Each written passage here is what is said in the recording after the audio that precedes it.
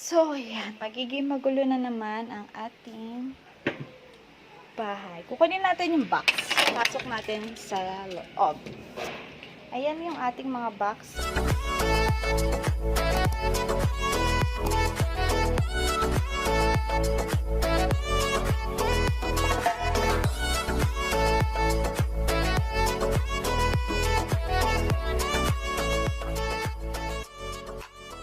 Na naipon, and then pasok natin siya.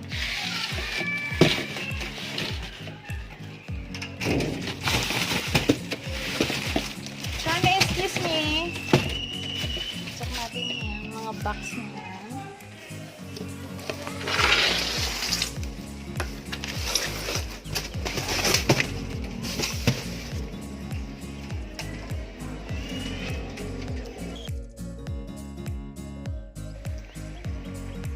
So, ayan na yung mga box. Okay na, Chami? Na-check mo na? Na-check na ba lahat ni Chami? Ha? Na-check na ba lahat ni Chami? Okay na ba? Ha? Let's start! Let's start, Chami! Ha? Okay na ba? Okay na ba yung mga box natin? Come on, let's start! Hi. So, dito, start na tayo. Hinahanda ko na yung mga kailangan ko. Yung foam, yung tacker, yung glue gun, yung marker, and yung stick glue, yung foam, yung mga yan. Then, ikakat ko na isa-isa yung mga boxes natin. Make sure na yung mga box natin is yung talagang matigas, hindi siya yung malambot, para pag tinacker natin siya, kumagat mismo yung bala ng tacker natin dun sa boxes na gagamitin natin. So, lahat yan is ipapatong-patong natin. Namili talaga ako ng mga boxes na matibay and medyo makapal. Susukatin ko na siya ng size ng queen. Sinukat ko siya ng size na queen na 60. And then, nilagyan ko na siya ng packaging tape, yung mga boxes na merong excess na hindi siya nakadugtong mismo dun sa box, para maging buong box na siya na 60 ang sukat. Nilagyan ko ng rugby. Siyempre, make sure na naka-face mask para naman di tayo adik-adik. 3 layer natin yung mga boxes na ginawa ko, na pinagupit-gupit ko. Namili ako. Siyempre, make sure na tuyo na yung, medyo tuyo-tuyo yung rugby. Sinet aside ko muna yung box. Then, kinuha ko yung foam para makuha ko yung pattern, yung sukat nung ating headboard. So, ginupit ko yung excess ng foam. Uratex po yung kinuha ko para mas maganda yung lubog nung ating rhinestone. Ayan, kumuha ko ng pang curve ko dun sa kanto. Ginamit ko siya din, ginupit ko. And syempre, make sure din na matalas talaga and yung malaking scissor yung gagamitin nyo. Yan, ilagyan na natin ang rugby. And oops, make sure na nakabutas na kayo doon sa paglalagyan nyo ng headboard sa kama ninyo bago nyo ilagay yung foam. Ayan, inmikot-ikot na ako, gumulong-gulong na ako, tinakbo-takbuhan ko na yan. Gumawa naman ako ng pattern na die cut, and then yung pa-diamond natin na butas, kailangan pantay siya. Ayan. Ayan, nabutasan na natin siya. And yung die cut naman na Hellokitty, tanggalin natin siya. So, may paggagamitan din ako niyan. Hindi na ako gumawa ng panibago.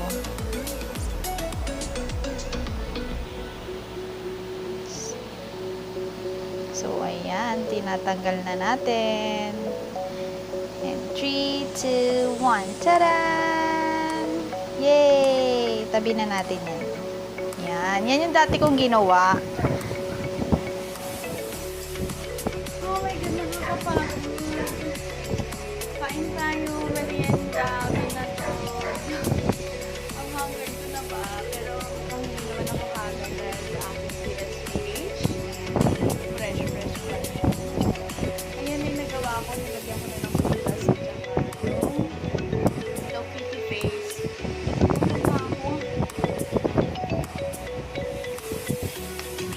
Sarap ng binatog. Kain tayo. Araw-araw na dumadaan, ngayon lang ako bumili sa kagustuhan ko.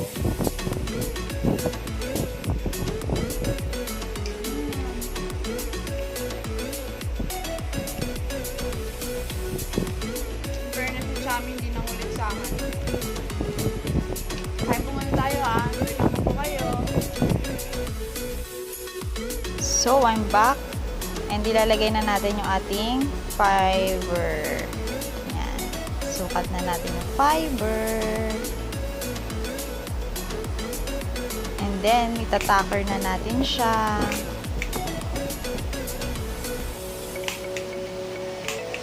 Ayan, itacker natin isa-isa. Sobrang tiyaga lang talaga niya. And masakit lang din sa kamay. Kailangan kasi madiin.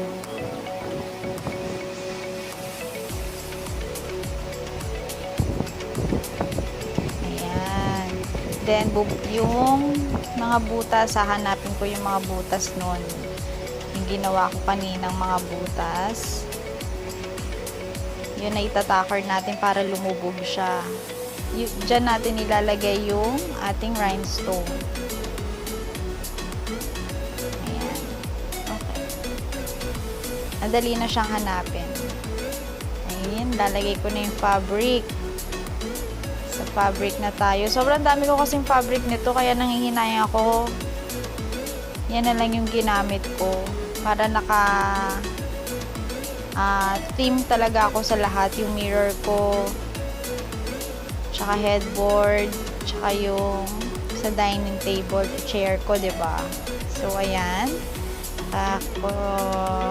Kuha na tayo ng nakikinita na natin yung kakalabasan ng ating headboard. Tiyaga lang. Hi mga Meoshikels! So, nakapag-dinner na ako. Kanina nagmerienda ako, nakita niyo. Nag-dinner na ako, nag-order na ako sa McDo. Kasi wala na akong time magluto. And, papakita ko na sa inyo yung ang natapos ko. Bali, lalagyan ko na lang siya ng rhinestone. Ayan na siya. Lalagyan na lang natin siya ng rhinestone. So, para matapos na. Ingat. Ito na yung ilalagay ko na rhinestone.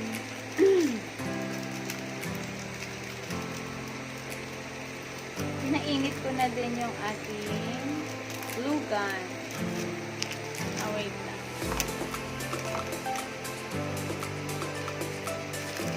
So, yan ang lalagyan natin.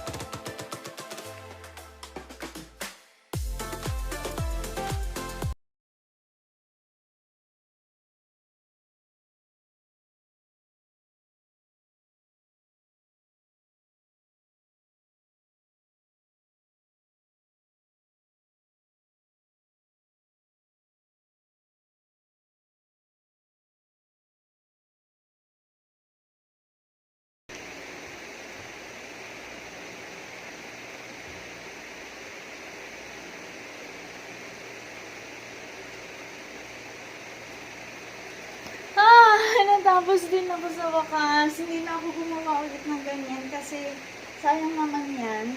So, dyan ko na lang nilagay. Sobrang simple lang niya. White lang and di maliit lang na bow talaga. Ayan. Sobrang simple lang yung mga musicals.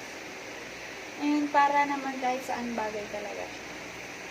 Nakabit ko na po siya. Diretso montage na po ito. Thank you!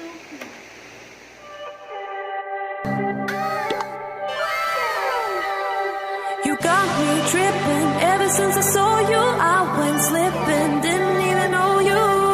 Couldn't even breathe without you. That's how I'm feeling. All I ever wanted, you. I'm digging. It's how you got me started. Couldn't even be without you. I wanna be right. I've been waiting all my life for someone like you. Like you.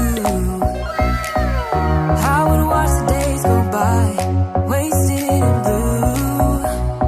I was out of use. Now every day, every night, every moment with you, I'm walking on air. And every day, every way, I feel I can't lose. Ain't no limit. I wanna shout it out to the world. You got me all worked up, got me spinning. I'm crazy for love, crazy for love,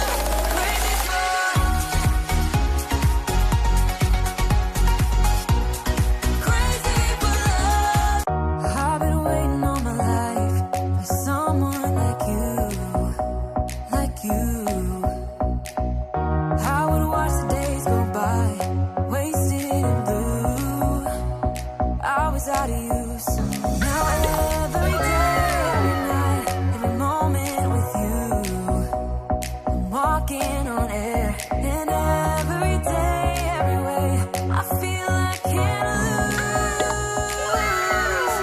I wanna shout it out, ain't no limit. I wanna shout it out to the world. You got me all worked up, got me spinning. I'm crazy for love, crazy for love, crazy for love. So, that's it mga Meowshicals. Hope you like it. Sharing is caring. Love, love, love. Bye-bye. Please do like, share, and subscribe. Mwah!